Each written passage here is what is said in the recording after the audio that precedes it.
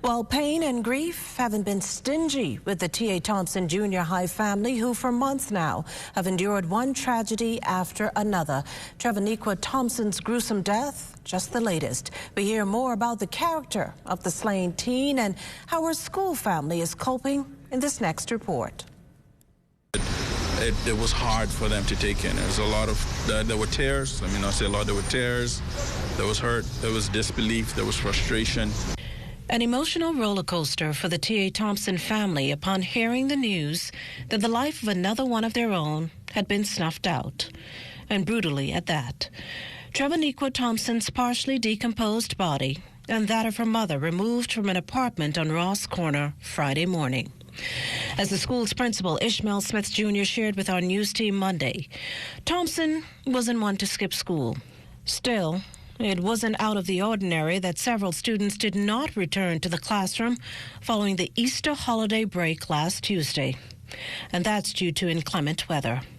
On Friday, however, the rumor mill went into overdrive. Their worst fears realized around lunchtime that same day, the tragedy prompting the school's counselors to immediately contact the Ministry of Education's grief team. One of the sad things with our society today is that our students, our young people, are deprived of a lot of the innocence that we may have come up with. They hear of death a lot. Everybody knows somebody. And so the response is not as emotive as some would expect them to be. During that shock period, it's almost as though sometimes they're numb to it.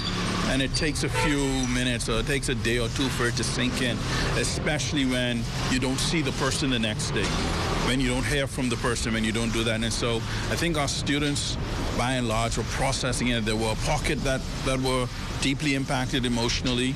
By and large, it was like, y'all hear what happened? Himself still processing the ordeal, Smith says the 9th grader of the Gregory Street School truly embodied the label sweet, innocent, resilient, manly, and persistent. No matter what was going on in her life or whatever, she smiled. No matter what was happening, no matter what negative thing that someone may say, because as children, they may have their little spats, she still smiled. And in the face of adversity, she was always upstanding. As a matter of fact, we had a teacher who described her as her sweet, annoying student.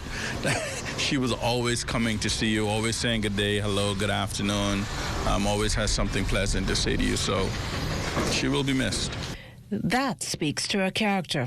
And like many teens, Trevornika was also keen on empowering herself. Much help came from her involvement in the school's Seven Pearls Club that focused on etiquette and deportment. As Principal Smith recalls, the teen was also an avid junkaneur and churchgoer.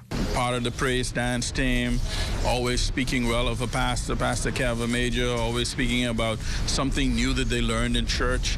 As best we know, if she wasn't in school, she was in church, all right? And she was a student who tried her best with what she had, always. Well, Trevornika's death marks T.A. Thompson's first major trauma. Smith says it's been one tragedy after another since last September, with the passing of another student, 2 teachers, and close loved ones. No adult wants to bury their child, and death is never easy. But the one thing I would like to say is death does not have to be alone. We are here. We are here for each other. By extension, we are here for the family.